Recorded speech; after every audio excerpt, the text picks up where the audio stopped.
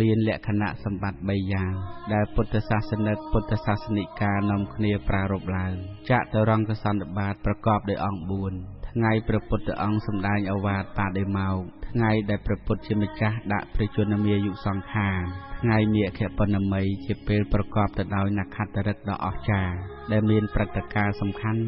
ន់ដំណើរដើមទងនៃព្រឹត្តិការណ៍ទាំងនេះគឺថាសម័យមួយព្រះសម្មាសម្ពុទ្ធជាអម្ចាស់ព្រះអង្គគង់នៅក្នុងគុហាឈ្មោះសូករខតានាភ្នំកិច្ចកោฏជិតក្រុងរាជក្រឹស្នដើម្បីសម្ដែងទីឃនខសូត្រប្រុសទីឃនខបរិពេជុក៏ឯខ្លឹមសារនៃព្រះធម៌ក្នុងទីឃនខសូត្រនោះគឺទ្រង់សម្ដែងទាក់ទងទៅនឹងគំនុំនៃមហាពុទ្ធរូបទាំង4ដីទឹកភ្លើងខ្យល់ដែលចម្រើនឡើងដោយសារបាយទឹកនិងនំចំណីជាដើមសភាវៈនៃមហាពុទ្ធរូបទាំងនោះមិនទៀងទាត់តែងប្រាប់មិនថេជាទុកជារោគជាបុសជាកូនសជារបស់គួរខ្ពើមការសោយអារម្មណ៍ជាសុខជាទុក្ខនិងមិនមែនជាសុខមិនមែនជាទុក្ខនិងនិព្វាទាគឺការនឿយណាយក្នុងរូបបុគ្គលសត្វនិងសង្ខារដែលជាហេតុដែលទៅកាន់កន្លងនៃវិមុតខណៈដែលបុគ្គលយល់ព្រះធម៌ច្បាស់កប់ជួនវេលានោះឯងព្រះធម្មសេនាបតីគង់សីធរគង់ស្ថិតនៅខាងព្រឹស្នាងខាងក្រៅខ្នងនៃព្រះដ៏មានព្រះភិក្ខបកផ្លិតថ្វាយព្រះអង្គបានពិចារណាក្រសែព្រះធម៌បានសម្រេចជាព្រះអរហន្តជាទីបំផុតនៃសាវកបារមីញាណនិងបញ្ញា16ចំណែកឯទីឃនខៈក៏បានសម្រេចសោតាបត្តផលនាកាលព្រះអាទិត្យហៀបនឹងអស់ស្ដង់គត់ព្រះពុទ្ធអង្គស្ដេចយាងចុះអំពីកំពូលភ្នំកិច្ចកោฏហើយយាងទៅកាន់វិហារវេលវ័នហើយទ្រង់ធ្វើសាវកសន្និបាតមានអង្គ4 1ព្រះច័ន្ទខាងខ្នើតខែមិញពេញវងល្អហើយទ្រង់ធ្វើវិសុទ្ធុបោសុត2នៅថ្ងៃនោះមានព្រះភិក្ខុសង្ឃចំនួន1250អង្គមិនធ្វើការណាត់ជួបទេក៏និមន្តមកកាន់សំណាក់ព្រះសាស្តាព្រមគ្នាក្នុងថ្ងៃនោះ3ព្រះសង្ឃទាំងអំបាលនោះសុទ្ធតែជាអេហិភិក្ខុទាំងអស់4ព្រះភិក្ខុសង្ឃទាំងអស់នោះសុទ្ធតែជាព្រះអរហន្តខេណាស្របមិនមានពុទ្ធជនឡើយចតុរង្គសន្និបាតឬសាវកសន្និបាតបែបនេះមានតែម្ដងប៉ុណ្ណោះក្នុងសម័យពុទ្ធកាលមិនកើតមានឡើងច្រើនដងបានទេ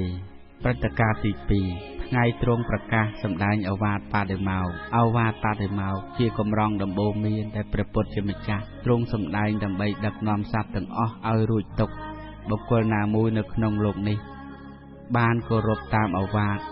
ដែលទ្រង់សម្ដែងហើយទោះបីមិនទាន់បានចាក់ភ្លោះនៅគុណធម៌ថ្នាក់ខ្ពស់ក៏ដោយក៏គង់ទទួលបានកម្រៃសេចក្តីសុខសេចក្តីចម្រើនក្នុងពេលបច្ចុប្បន្ននេះដែរអត្ថរសដ៏ពិសិដ្ឋឥតអ្វីប្រៀបនៃក្រសែព្រះពុទ្ធោវាទដែលក្រំដើមឬរដ្ឋធម្មនុញ្ញដើមរបស់ពិភពលោកមានជាអាចគឺសាព្យបាបស្សៈអករណង្កុសលសោបសម្បតិសច្ចតបរិយោតបណង្អេតាំងពុទ្ធានសាសនੰអករណង្រីការមិនធ្វើមិនប្រព្រឹត្តផ្ទាល់ខ្លួន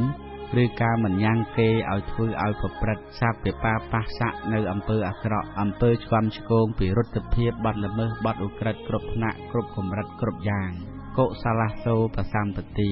រីកិរិយាចូលទៅបំពេញគឺថាកិរិយាចូលទៅធ្វើពីលើបន្ថែមនៃការមិនធ្វើអំពើអាក្រក់នោះទៀត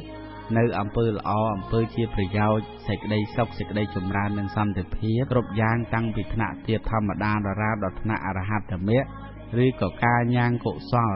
ការរក្សាបាននៅទង្វើល្អអំពើជាប្រយោជន៍ដែលកើតមានឡើងឲ្យកាន់តែចម្រើនឡើងថែមទៀតមួយសច្ចតបរិយោតបណੰកិរិយាសម្អាតកិរិយាដុសខាត់កិរិយាជំរះកិរិយាវឹកហាត់កិរិយាទូមានអប់រំឲ្យផូរផង់ឲ្យផុតចាកគំនិតអ៊ីសាគំនិតលោភៈគំនិតចរណែនឈ្នានេះគំនិតអកតេនិងគំនិតបៀតបៀនគេជាដើមមួយអេតាំងពុទ្ធានសាសនੰទាំងអស់នេះជាអវាទានុសាសន័យគឺជាពាក្យទូមានព្រានប្រដៅនៃព្រះពុទ្ធទាំងឡាយគឺថាព្រះពុទ្ធអង្គសុទ្ធតែត្រាស់យ៉ាងនេះ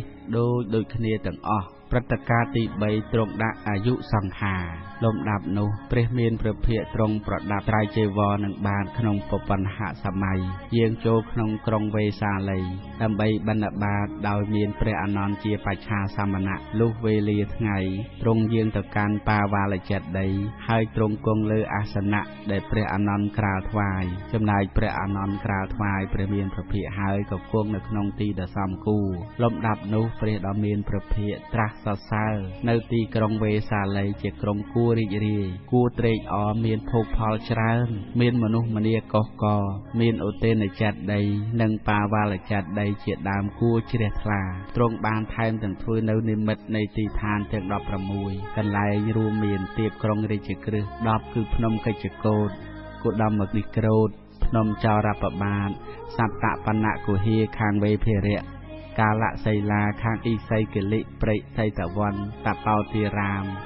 កលន្តកនិវាបស្ថានជីវកម្មប្រវ័នមត្តកុច្ឆេមិគតិយវ័ននិងទៀបក្រុងវេសាលី6ឧទេនចេតិយគោតមចេតិយសត្តាមបចេតិយពហុ